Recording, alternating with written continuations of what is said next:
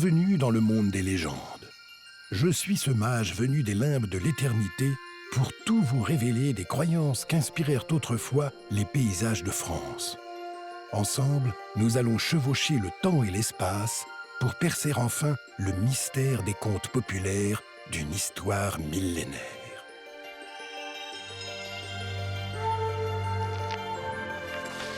Ces légendes nous appellent aujourd'hui de Normandie.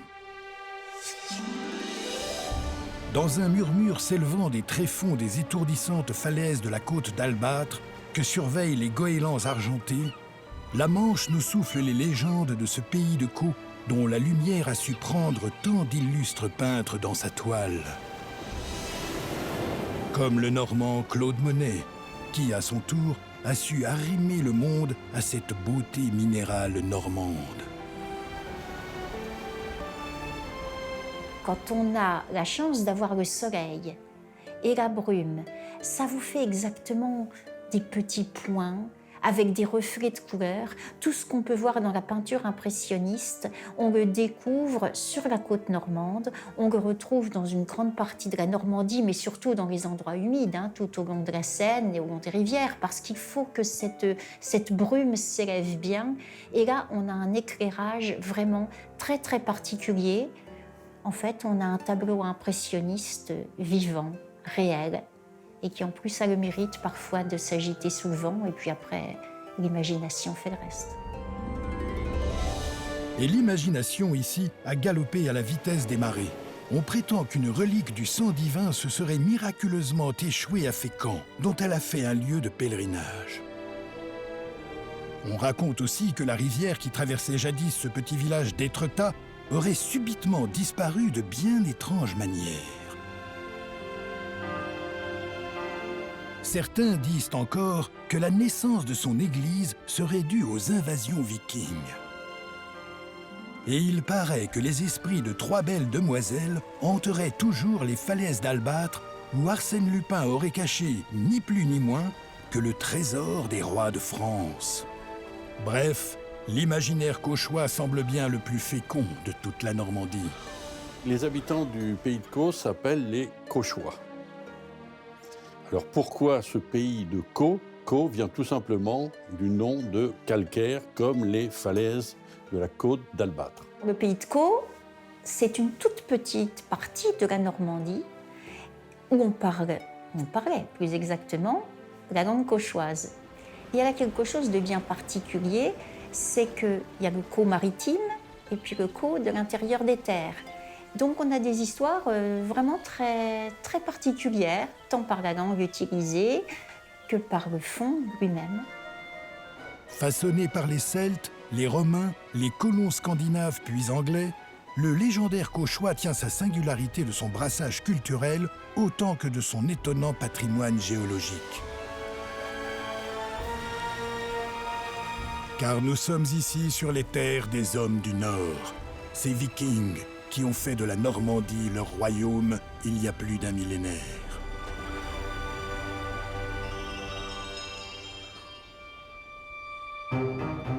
En effet, il y a bientôt 12 siècles que les placides falaises d'Albâtre allaient voir débarquer sur leurs côtes des hordes d'envahisseurs qui allaient tout dévaster sur leur passage et changer irrémédiablement la destinée de la région.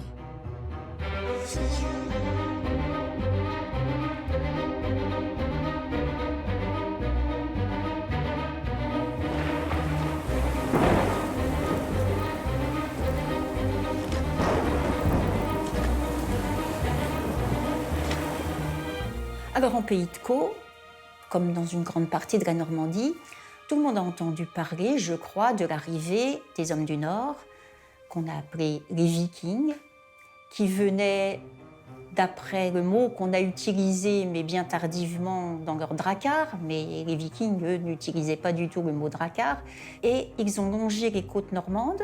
Ils sont arrivés au Havre, il y avait la Seine, ils se sont engouffrés dans la Seine, et là, ils ont remonté jusqu'à Rouen et puis Paris, où ils se sont arrêtés, ou plutôt le roi a eu tellement peur d'eux qu'ils se sont arrêtés. Et il y a eu un accord par le traité de Saint-Clair-sur-Epte en 911 avec Roland, qui était un chef viking.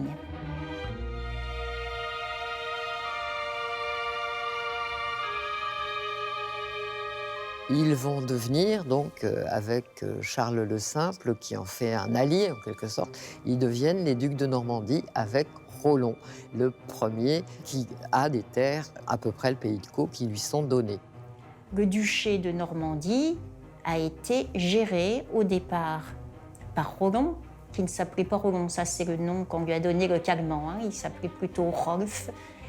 Et lui, il s'est installé, et puis, tout en continuant de vivre selon la tradition viking, eh bien, il s'est converti, il a accepté de se faire baptiser, et il s'est dit qu'il avait tout intérêt à avoir de bonnes relations avec l'Église et que ça se passe le mieux possible.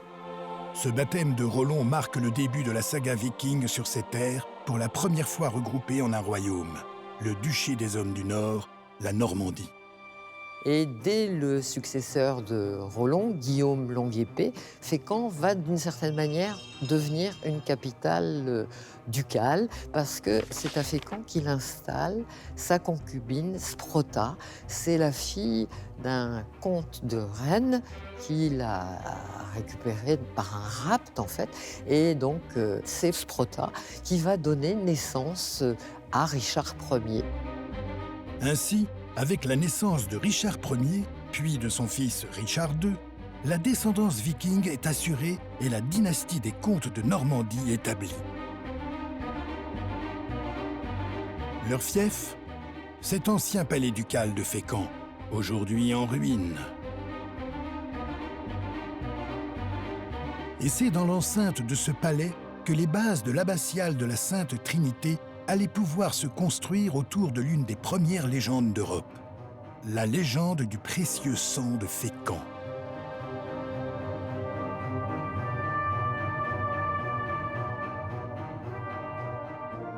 Alors là, nous sommes dans le déambulatoire de l'église abbatiale de la Sainte Trinité de Fécamp.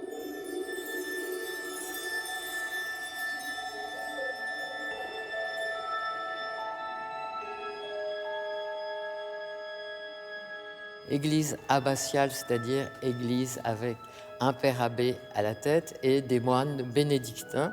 Et ces moines bénédictins, ils vont arriver en 1001 autour de Guillaume de Volpiano à la demande des ducs de Normandie, Richard II, dit Ricardus Pater Monacorum, le père des moines. Et ce sont ces moines bénédictins qui, au XIIe siècle, vont avoir l'idée de développer le culte de cette relique du précieux sang qui serait, disait-on, à l'origine du nom de la ville de Fécamp.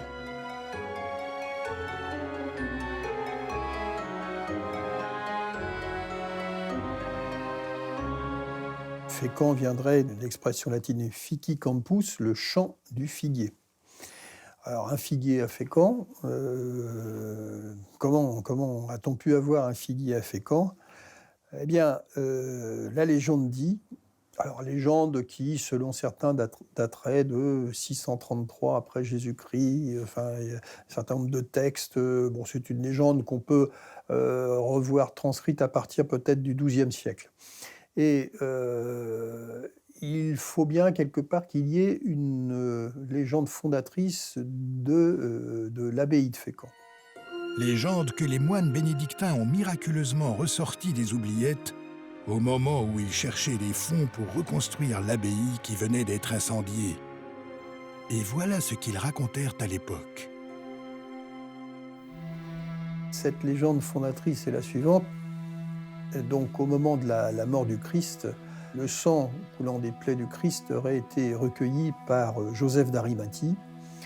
Et Joseph d'Arimathie aurait confié ce sang du Christ, plus exactement de la terre imprégnée du sang du Christ, à son ami Nicodème.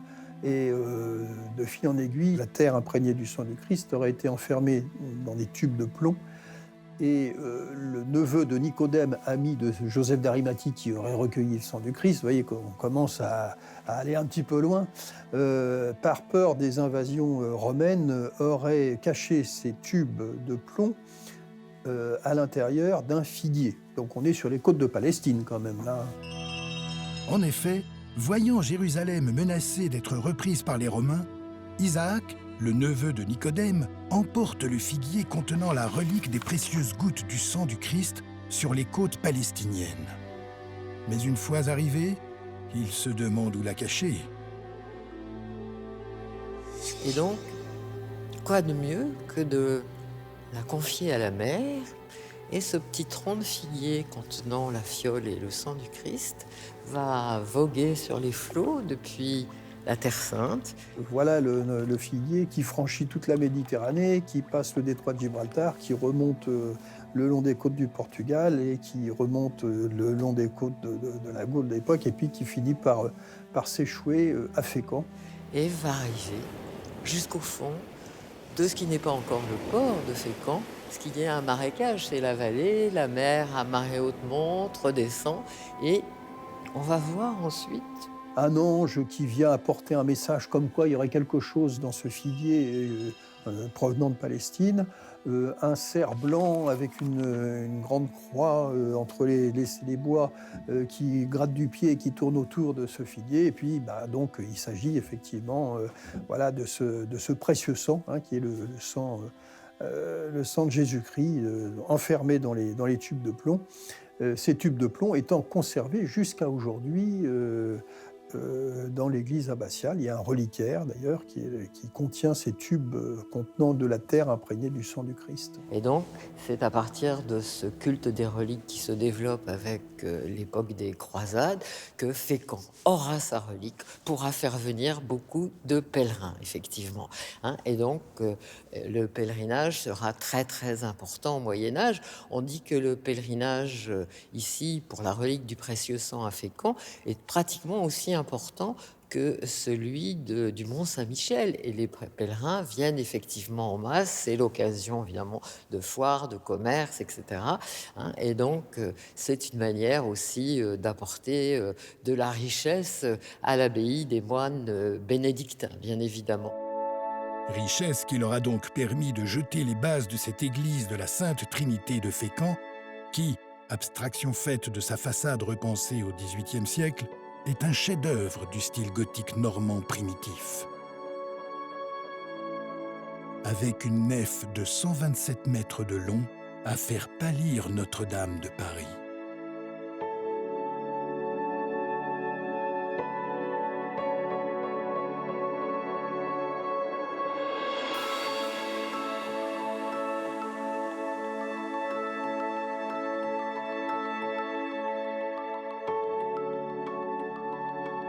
En installant cette église dans l'enceinte du palais ducal, les moines bénédictins et les ducs de Normandie jouissaient enfin d'un complexe de pouvoir politique et religieux pour asseoir un temps leur suprématie sur la Normandie.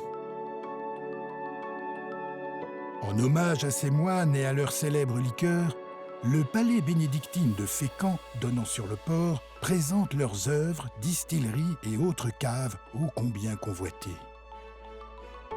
Bref, en exhumant la vieille légende du précieux sang, les moines de Fécamp ont réussi un coup de maître. Et voyant l'impact de cette fable du précieux sang sur la population, ils se dirent qu'ils pourraient bien aussi combattre le paganisme viking ambiant, en relayant une autre histoire rappelant le terrible souvenir des invasions normandes. Voici notre seconde légende, la fontaine d'Olive. Alors, la fontaine d'Olive est une histoire tout à fait extraordinaire qui nous a été contée par les moines. Les traces les plus anciennes qu'on ait de cette légende, c'est au Moyen-Âge. Mais si ça n'a été conté vraisemblablement qu'à partir du XIe, XIIe siècle, on avait encore le souvenir des Vikings qui étaient venus bien avant. Alors on nous dit qu'il y avait une jeune fille ou une jeune femme qui s'appelait Olive. Oh, cette Olive, elle était forcément jolie, charmante, ravissante, comme dans toutes les histoires, et elle avait pris l'habitude d'aller se baigner tout en bas, auprès de la plage, mais là où il y avait une source. Et elle se baignait, évidemment dénudée, il faut bien faire rêver quand même. Et là, sont arrivés dans des bateaux des hommes qui ont vu cette Olive.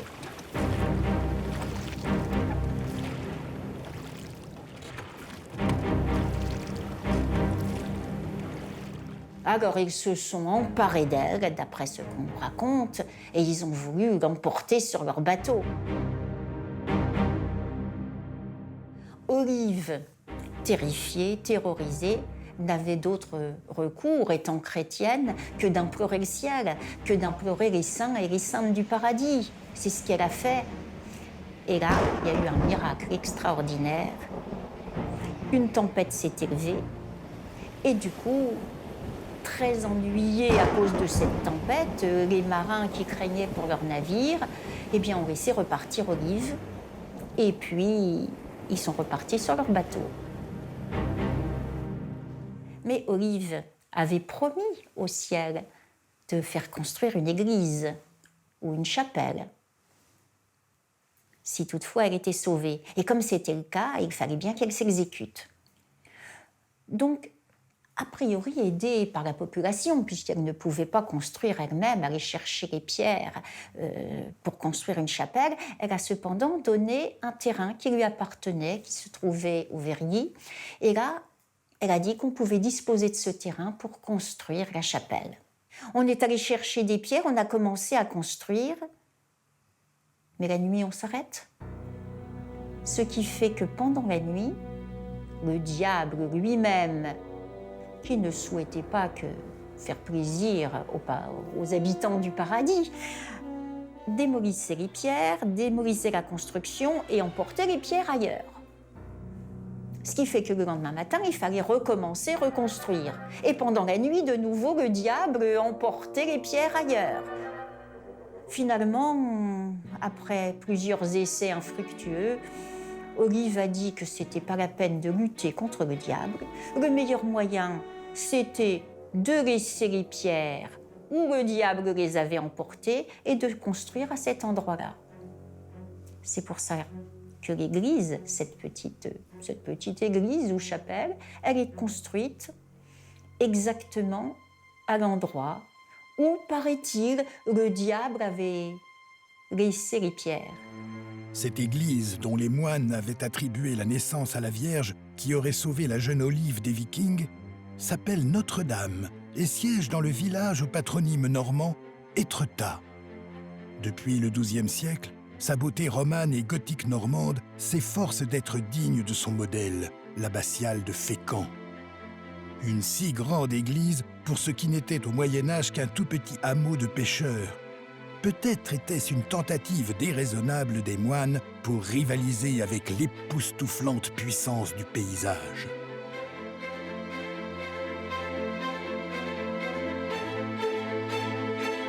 Caprice de la nature ou délire divin, 3 monstrueuses portes en enfilade se dressent immuables et majestueuses, comme pour avertir l'envahisseur qu'il entre en pays enchanté.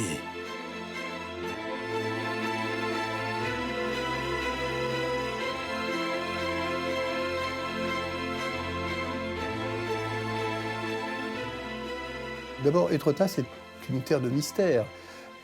Quand on arrive déjà pour découvrir ce qui était à l'origine un petit village de pêcheurs, et quand on arrive devant quelque chose qui est absolument grandiose, comme cette porte d'Amont et cette porte d'Aval, c'est que la devise d'Étretat, c'est « mes portes sont toujours ouvertes » pour cette raison-là. Et nous avons effectivement ce paysage à la fois grandiose et à la fois en même temps presque intime, parce que ce n'est pas la taille de Fécamp, par exemple, où là, on a vraiment un paysage extrêmement majestueux. Là, on a des choses qui sont à la fois grandioses et à la fois au niveau de l'humain, je dirais.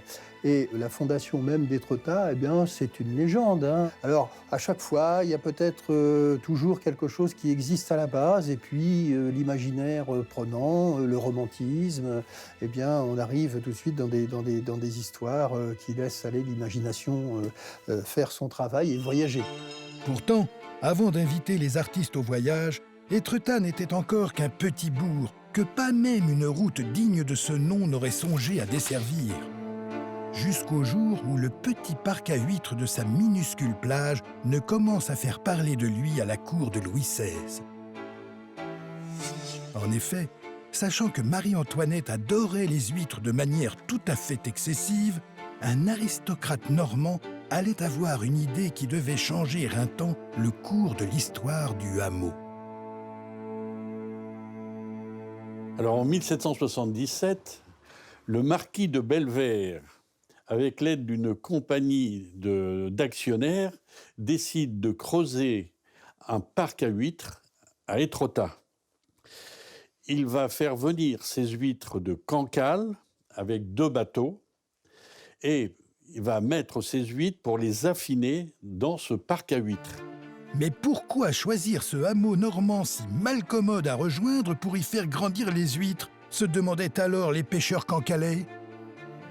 On affinait les huîtres ici, car sous la falaise d'Étretat, il y a énormément de sources d'eau douce qui se déversent directement dans la mer, et beaucoup à cet endroit-là, justement. Et le mélange d'eau douce et d'eau de mer donnait justement ce goût très particulier à l'huître, qui l'affinait salé vraiment énormément, et tout en lui donnant un goût parfait, parce que toute cette eau qui passe depuis des milliers d'années dans le calcaire a vraiment un goût très très fin. Et à l'époque, c'était une huître unique. La réputation de cette saveur particulière arrive jusqu'à Versailles. Et Marie-Antoinette, par un décret de 1785, va décider de préférer les huîtres d'Étretat aux huîtres de Cancale. Mais comme il n'y avait toujours pas de route pour acheminer les bourriches à Versailles, on n'avait guère d'autre choix que d'utiliser ces charrettes spéciales qu'on appelait alors les chasse-marées. C'est là que les Cauchois se sont mis à colporter une légende sur cette mystérieuse rivière qui donnait cette saveur si particulière aux huîtres de Marie-Antoinette. Dans la ville d'Étretat, on raconte qu'autrefois passait une rivière. Où est-elle cette rivière? On ne sait plus. Elle a disparu. En tout cas, elle traversait la ville et puis elle descendait au long de la falaise. Mais justement, pourquoi a-t-elle bien disparu? Alors, que dit-on? Elle était si abondante qu'elle faisait même tourner la roue à aube du moulin d'un meunier. Eh bien voilà. En ce temps-là, une bohémienne avec un enfant sur le dos passait. Elle allait mendier de maison en maison et tout le monde la rejetait. Mais avisant le moulin du meunier, elle s'est dit qu'un meunier avait de la farine, donc forcément du pain, et qu'il pourrait lui donner au moins un quignon de pain pour qu'elle puisse manger et nourrir son enfant. C'était une bohémienne. Alors quand elle a demandé au meunier, le meunier lui a dit « Mais passe ton chemin, on n'a pas besoin de toi, on n'a pas besoin de bohémiens ici. Fiche le camp, on n'a pas envie de te voir ici, va-t'en. Puis j'ai rien à te donner de toute façon. » Alors elle est partie. Seulement, elle s'est retournée en faisant d'étranges signes, disent certains. D'autres prétendent qu'elle marmonnait quelque chose dans une langue inconnue. En tout cas, peu de temps après, peut-être même dans la nuit, la rivière a cessé de couler. Elle a disparu. Elle s'est enfoncée dans la terre. Et le meunier n'a pas pu utiliser son moulin, la roue ne tournait plus. Il s'est retrouvé ruiné. Il avait été maudit par la bohémienne. C'est ce qu'on raconte à propos de cette rivière disparue. Encore aujourd'hui, cette rivière, vous pouvez la voir déboucher, puisqu'elle est souterraine, sur les galets d'Étretat du côté de la falaise d'Aval. Au plan géologique, il y a une explication beaucoup plus rationnelle à cette légende. C'est tout simplement qu'il y a eu un effondrement de terrain. Une rivière qui coulait normalement, à un moment, s'est enfoncée, parce que le terrain s'est enfoncé. Et puis, elle a coulé là où elle a trouvé la place pour passer. Par conséquent, elle est allée vers la falaise en descendant.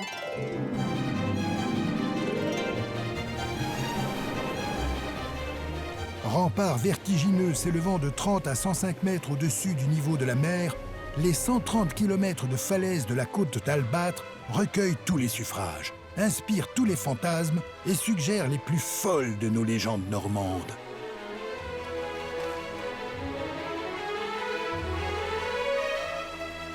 Là, ce n'est pas une légende, mais sérieusement, quand on veut se promener sur le littoral, il faut faire très attention et ne pas se promener au ras de la falaise, tout particulièrement au moment du dégel, parce qu'à tout moment, la falaise peut s'écrouler. Il y a régulièrement des accidents. Il y a des gens qui pensent que c'est une blague, qu'on raconte ça, que c'est une belle légende pour faire croire que la falaise s'effondre. Non, ce n'est pas vrai. La falaise s'effondre vraiment. Quant à vous dire quand est-ce que ces événements vont se passer, ça reste à l'échelle géologique, ça peut être dans une semaine comme ça peut être dans 2 siècles. Mais en tout cas, nous avons une vie des falaises qui fait d'ailleurs une espèce d'échange permanent qui se fait entre la présence des galets qui se trouvent sur la plage et qui protègent d'ailleurs les falaises des attaques de la mer. Et puis en même temps, ces galets ils proviennent tout simplement des silex qui sont inclus dans le calcaire et qui nourrissent en quelque sorte par les éboulements qui se produisent régulièrement, qui nourrissent et qui renouvellent, pas suffisamment à notre goût, mais qui renouvellent le stock de galets.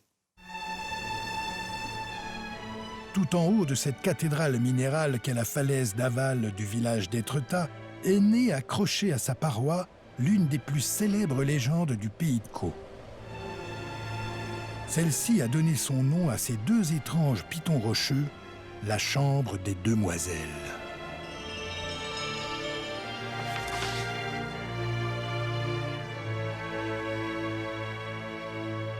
Il y avait, en ce temps-là, à Étretat, un brave homme, peut-être était-il commerçant, marchand, on ne sait pas trop, mais en tout cas, ce qui est certain, c'est qu'il avait 3 jeunes filles absolument charmantes, qui souvent allaient se promener toutes les 3 ensemble. Elles avaient entre 15 et 20 ans, elles étaient de jolies jeunes filles et fort sages, dit-on. Mais il y avait aussi, à ce moment-là, le château de Fréfossé. Oh, pas très loin, il est à peine 2 kilomètres d'Étretat.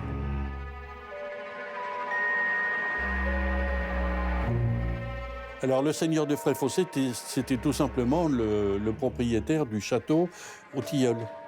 Et on dit qu'il existait un tunnel entre son château et le fort de Fréfossé qui était sur la pointe de la falaise d'Aval. Ce fort, avant de s'effondrer, était en effet à l'époque et depuis le XIVe siècle, tout près des 2 pointes rocheuses qui formeront bientôt le refuge de nos 3 demoiselles. Ce seigneur de Fréfossé a repéré les 3 filles, souriantes, charmantes, qui allaient se promener au bord de la plage. Et là, sa convoitise a été attirée et il a eu envie de les posséder, et il a eu envie d'abuser d'elles, de gré ou de force. Évidemment, les jeunes filles n'ont pas voulu céder à ses avances, elles se sont enfuies. Elles ont couru autant qu'elles pouvaient en direction de la mer, mais il était rapide. Alors, comme elles ont cherché où elles pouvaient se cacher, c'était le meilleur moyen. Il y avait des grosses pierres, il y avait des gros rochers. Elles ont, dans leur fuite éperdue, cherché un endroit où elles pourraient se mettre. Et puis, elles ont vu une grosse pierre, creuse. Vous voyez qu'elle était creuse parce qu'il y avait une fente. Mais comme c'était de toutes jeunes filles, elles étaient minces. Elles se sont glissées à l'intérieur de cette fente pour essayer d'échapper au Seigneur qui les poursuivait. Il les a cherchées, mais pas trop longtemps. Parce qu'à un moment, il a repéré cette espèce de grotte qui les abritait, ce gros rocher. Et là, comme lui-même ne pouvait pas passer, il était trop fort.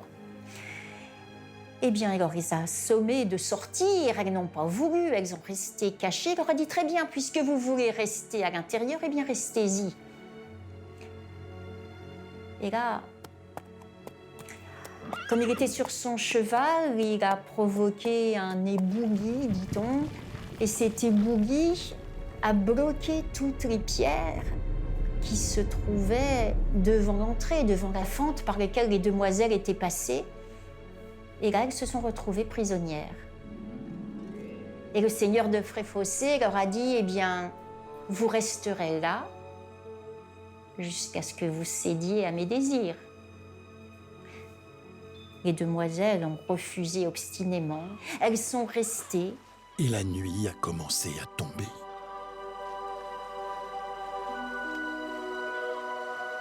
Personne n'a vu revenir les 3 jeunes filles dans le village, ni nulle part ailleurs sur la côte d'Albâtre ou sur les terres du pays de Caux.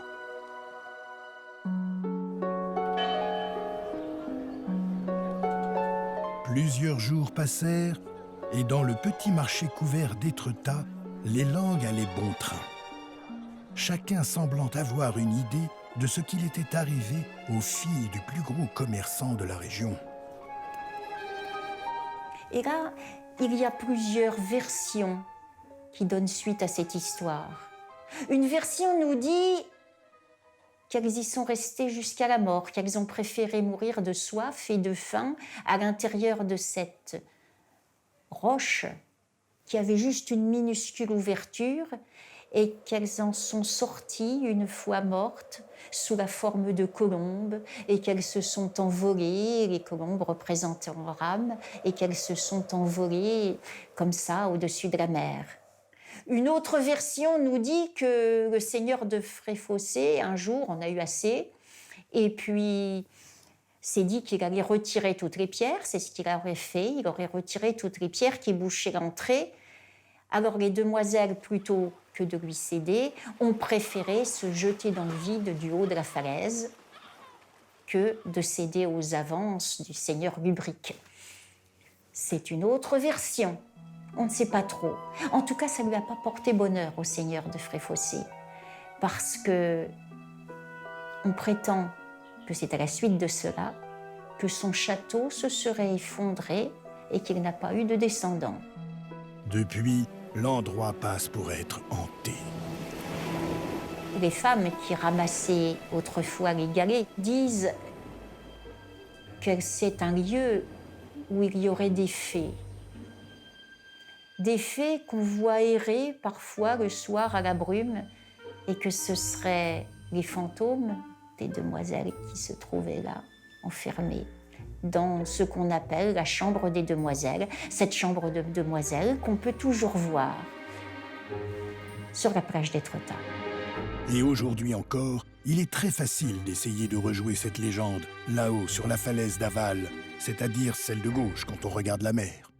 Alors pour accéder à la chambre des demoiselles, il y a un petit chemin qui y mène. Il faut le prendre avec précaution. La dernière fois que je l'ai pris, il était même indiqué et on voit très bien, c'est une grosse pierre, un rocher avec une petite fenêtre carrée. Fenêtre, c'est beaucoup dire, disons un trou qui, paraît-il, permettait justement à ces demoiselles de s'envoler sous forme de colombes. D'autres disent que c'était pour leur apporter un petit peu d'eau. Ça, on ne sait pas. En tout cas, ce qu'il y a de curieux dans cette chambre de demoiselles, c'est qu'il y a des initiales qui sont gravées à l'intérieur. Un D et un F. Certains prétendent que c'est demoiselles de Fréfossé. Est-ce cela? On n'en sait rien du tout. En tout cas, cette histoire de la chambre des demoiselles et des initiales, cela a été repris beaucoup plus tard par Maurice Leblanc dans une des histoires d'Arsène Lupin. Ce qui nous conduit à notre dernière légende, née au XIXe siècle, alors que les falaises normandes jusque-là méconnues allaient devenir les nouvelles héroïnes de la littérature, autant que les nouveaux sujets de prédilection de la peinture moderne. Alors, Étretat vit vraiment en autarcie jusqu'au milieu du XIXe siècle. Et à partir du milieu du XIXe siècle, Étretat est découvert par quelques artistes, par des peintres, qui, eux, vont dire « Chut, on a trouvé un coin formidable pour peindre, on le garde pour nous ». Donc on a de grands peintres, les impressionnistes qui sont venus pour peindre toute la côte normande. Et c'est vrai que quand on veut voir réellement ce que peut être l'éclairage impressionniste, il ne faut pas venir en plein été. Il faut venir entre deux saisons, en mars, au printemps, à l'automne en particulier, et avoir le courage de se lever tôt, au moment où la brume s'élève. Ou bien alors aller un peu le soir, ou au contraire quand la brume descend. Au début, seuls quelques artistes viennent hors saison et très discrètement, ce qui fait que la côte d'Albâtre reste encore dans les brumes de l'anonymat. Mais voilà qu'un jour, Alphonse Karr arrive par un de ses amis habitant au Havre. Il arrive à Étretat, il vient se cacher parce qu'il avait des problèmes familiaux, de divorce, de dettes, était menacé de prison. Et il va venir de 1834 à 1835 se réfugier à l'hôtel des artistes de l'époque, que l'on appellera ensuite l'hôtel Blanquet. Cet Alphonse Karr était un romancier feuilletoniste et journaliste très prolixe et en vogue au début du 19e. Il était également très proche de nombreux artistes et écrivains, dont Victor Hugo, à qui il a fait découvrir sa cachette normande. Et là, il va vivre avec ces pêcheurs d'Étretat. Il va écrire. Et il va écrire un roman qui s'appelle « Le chemin le plus court ». Et ce roman, ce livre, va avoir un succès absolument incroyable à Paris, sera traduit en anglais et vendu jusqu'à New York, vous voyez, pour l'époque. Alphonse Karr s'est donc mis à témoigner de la vie des Cauchois. Et comme ça n'était pas si loin de la capitale, la curiosité de l'intelligentsia parisienne a commencé à attirer un nouveau public sur cette côte normande encore inconnue. Et de là vont arriver quelques Parisiens suite au développement de la ligne de chemin de fer Paris-Le Havre. Ils vont s'arrêter à Bréauté et venir de Bréauté en calèche jusqu'à Étretat et découvrir ce paysage merveilleux. Et ils vont commencer à vivre chez les pêcheurs. Les pêcheurs vont vivre dans leur sous-sol et vont louer leur chambre et leur cuisine aux premiers Parisiens. On est à ce moment-là, en 1840-1850. Puis, l'hôtel Blanquet va avoir un deuxième concurrent, puis un troisième, puis un quatrième, et les Parisiens vont descendre à l'hôtel. La société du 19e siècle était essentiellement composée de gens aisés, qui avaient vraiment de grosses fortunes, et puis de gens extrêmement pauvres, les plus pauvres étant ceux qui étaient ouvriers pêcheurs, qui travaillaient sur les bateaux, sans être propriétaires du bateau, évidemment, hein, qui partaient pêcher. Dans toute la région, entre Étretat et Fécamp, la grande pêche, c'était partir à Terre-Neuve et puis ramener la morue. Car les Terre-Neuvas qui s'embarquaient très jeunes ont longtemps été, du XVIe siècle aux années 1960, les vrais héros de la côte d'Albâtre. Sur leur chalutier du grand large, ils faisaient 2 campagnes de pêche par an, partant de Fécamp sur les bancs de Terre-Neuve au large du Canada. Alors en France, il y avait 2 grands ports de Terre-Neuve, c'était Saint-Malo et Fécamp. Et Fécamp était encore plus important que le port de Saint-Malo. Mais il y avait aussi ceux qui pêchaient le hareng, tout simplement. Les bancs de hareng passaient, et puis leurs femmes sur la plage, pendant ce temps-là, et leurs filles allaient ramasser des galets. À l'époque, parce que maintenant c'est absolument interdit, bien sûr, de ramasser des galets. Et puis, elles vendaient les poissons aussi. Et certaines des familles les plus démunies habitaient encore directement dans les grottes des falaises, qu'on appelait alors les gobes. Les femmes de pêcheurs s'étaient trouvées un tout nouveau métier.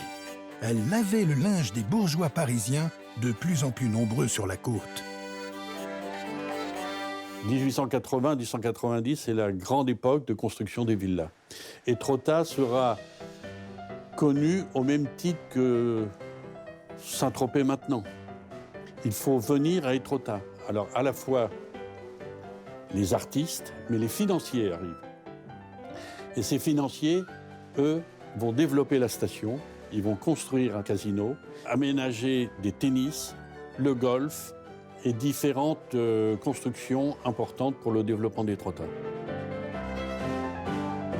En devenant une station balnéaire pour touristes, Étretat a totalement changé de visage et, il faut bien l'avouer, ces humbles habitants se sont un peu sentis dépossédés de leur village. D'une manière générale, dans la bonne société du XIXe siècle, on se tenait complètement à l'écart de ce qu'ils appelaient la populace, avec beaucoup de mépris. Les gens pauvres ne devaient surtout pas amener leurs enfants et que leurs enfants risquent de jouer avec des enfants de la bonne société. Il fallait vraiment séparer. Par conséquent, on concrétisait des limites sur la plage pour que ces gens ne se fréquentent pas. On mettait des rideaux aussi parce qu'il n'aurait pas fallu qu'un pêcheur pose le regard sur une dame qui avait les pieds mouillés. C'était une époque aussi où on se baignait pratiquement habillé. Déjà, la dame pouvait relever ses jupes, on voyait ses chevilles, parfois même un bout de ses mollets. Alors évidemment, il n'était pas question d'en voir plus, et à plus forte raison, quelqu'un de pauvre. Proche du gratin mondain nouvellement débarqué dans le petit village, Guy de Maupassant, nostalgique de son enfance passée avec sa mère au Vergy, cette villa proche de l'église, fait construire sa propre maison de Guy, dite la Guillette, où il vient désormais passer ses étés. 35 ans plus tard, un autre auteur allait choisir de s'installer à quelques mètres de la Guillette, dans cette villa à colombage qui n'allait pas tarder à être baptisée le Clos Lupin. En effet, c'est là que Maurice Leblanc avait décidé de planter le décor des nouvelles aventures de son héros, un certain Arsène Lupin.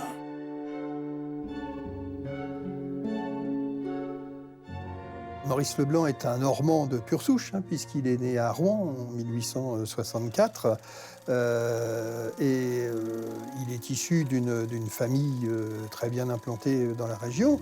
Il a nourri son propre imaginaire de Guy de Maupassant, bien sûr, qu'il considère comme un de ses maîtres, de Gustave Flaubert, et puis de ses écrivains, de tous ces écrivains de l'époque. Alors après, il a pu nourrir son œuvre également des recherches de l'abbé Cochet, qui est bien connu à Étretat. En fait, les sources d'inspiration de Maurice Leblanc sont multiples. Je pense que son imprégnation de la terre cauchoise, dans ce fameux triangle, le triangle cauchois entre Rouen, Dieppe et Le Havre, eh bien, on a effectivement toute une terre de mystère et toute une terre qui incite au voyage de l'esprit. Une occasion pour le patron de presse Pierre Lafitte d'exploiter en feuilleton pour sa revue le goût naturel de l'écrivain pour le mystère. Pierre Lafitte, ami de Maurice Leblanc, lui demande de créer un personnage qui sera le concurrent de Sherlock Holmes. Sherlock Holmes a beaucoup de succès outre-Manche, et Pierre Lafitte veut un personnage, lui, pour sa revue, un personnage qui soit emblématique de l'esprit français et qui dame le pion, en quelque sorte, à la perfide Albion. Et donc, il demande à Maurice Leblanc d'inventer son personnage, et c'est Arsène Lupin qui apparaît donc sur la scène littéraire. Alors, Arsène Lupin, c'est un gentleman, c'est un cambrioleur. Un voleur, quelqu'un de profondément malhonnête qui cherche à s'enrichir, mais enrichir beaucoup, donc en volant uniquement des gens extrêmement riches, mais toujours d'une manière élégante, toujours d'une manière souriante. Bref, il est bien poli, il est bien élevé, il se comporte bien, il a beaucoup de charme auprès des dames et des demoiselles. Il se conduit toujours avec élégance, puisqu'il peut voler tous les bijoux d'une dame, mais il va lui laisser un bouquet de roses pour indiquer qu'il a apprécié le cadeau, en quelque sorte. Et puis il est français, bien sûr. En quelque sorte, l'antinomie de Sherlock Holmes, qui est le Britannique froid, calculateur, flegmatique. Et Sherlock Holmes apparaîtra sous les traits de Sherlock Holmes lui-même dans l'œuvre de Maurice Leblanc, aux grandes dames d'ailleurs de Conan Doyle, qui se fâchera un petit peu et qui obligera Maurice Leblanc à changer le nom de son personnage. Alors, donc ce ne sera plus Sherlock Holmes, mais ce sera Herlock Sholmès. Voilà.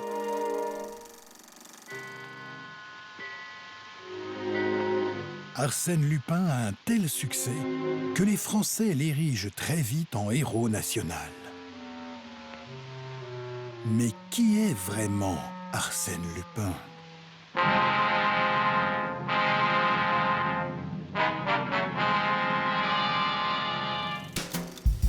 Alors Arsène Lupin, eh bien d'abord il est supposé naître en 1874. Il est un petit peu plus jeune que Maurice Leblanc, à peu près une dizaine d'années plus jeune.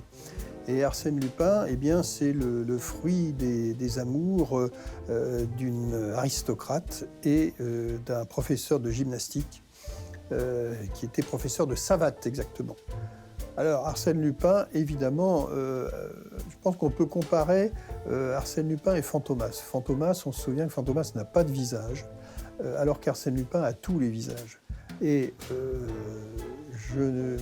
jamais Maurice Leblanc n'a décrit le visage d'Arsène Lupin. On le voit toujours apparaître sous la forme de telle ou telle personne, de tel ou tel aristocrate, de tel ou tel d'un clochard aussi, ou éventuellement d'un ouvrier, ou d'un explorateur, mais on ne le voit jamais apparaître, on ne sait pas quel est son visage. Donc Arsène Lupin a tous les visages. Quels que soient les postiches dont il était grimé, le gentleman cambrioleur semblait en tout cas bien réel aux yeux des Français, qui suivaient avidement ses aventures.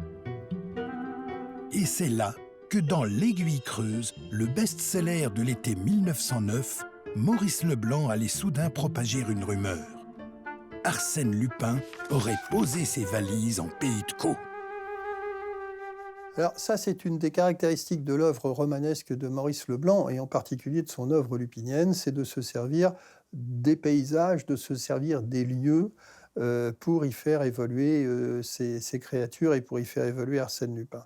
Alors, avec une caractéristique particulière, c'est que Maurice Leblanc décrit des lieux de manière extrêmement précise, et bien souvent, ce sont des lieux qui existent ailleurs, mais qui n'existent pas dans l'endroit où il les désigne et où les personnages se bougent. Un simple exemple, par exemple, qui est tout à fait caractéristique dans L'Aiguille creuse, hein, qui est le roman emblématique mettant en scène Arsène Lupin à Étretat.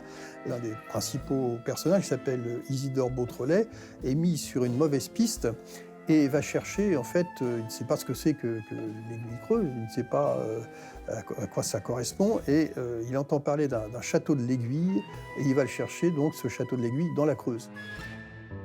Et non, l'Aiguille dont parle Maurice Leblanc n'est pas dans la Creuse, mais bien ici, en Normandie, sur la côte d'Albâtre, qu'elle a rendue célèbre sur la planète entière. Ce qui a fait certainement la plus grande renommée au plan mondial de la petite commune d'Étretat, c'est son paysage. Son paysage tout à fait particulier, extraordinaire, avec l'érosion de la falaise qui a créé cette arche, et puis tout près de l'arche, la fameuse aiguille d'Étretat, que certains croient creuse.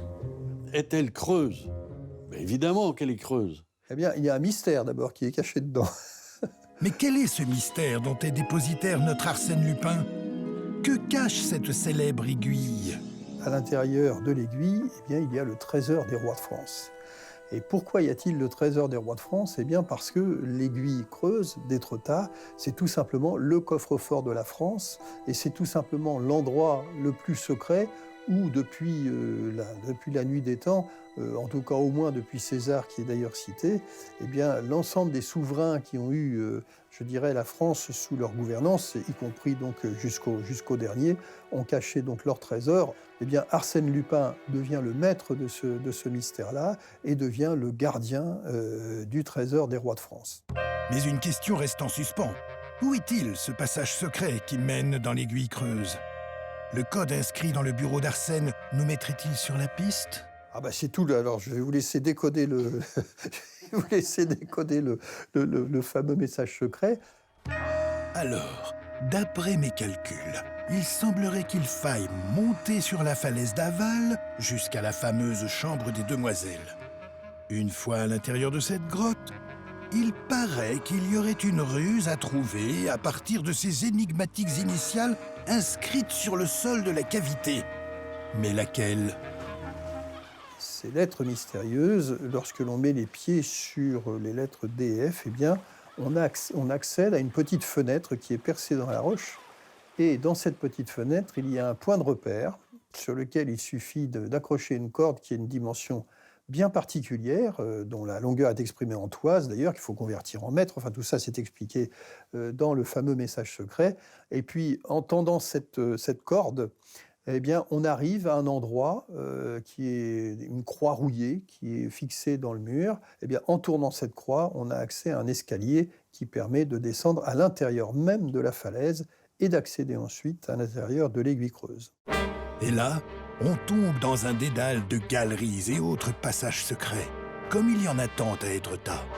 Mais attention aux marées, vous n'en sortiriez pas vivant et n'auriez alors aucune chance de tomber sur la fortune d'Arsène, qui doit être colossale et qui, à mon avis, pourrait bien se trouver par là.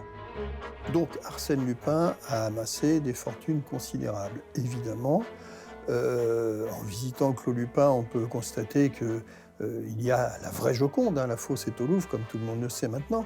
Mais en même temps, ce sont toujours des fortunes qu'il redonne à un moment ou à un autre. Par exemple, la fortune des rois de France, eh bien, il la redonne tout simplement à la France. Il y met une seule condition, c'est d'avoir une salle au Louvre qui s'appellera Salle Arsène Lupin.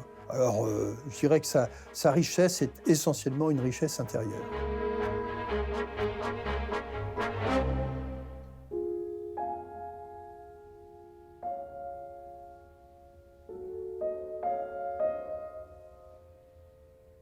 En s'engouffrant ainsi dans les prémices de récits fictifs, l'imaginaire populaire et l'extase poétique ont magnifié les faits historiques tout en divinisant ces monstres marins que sont les falaises cauchoises.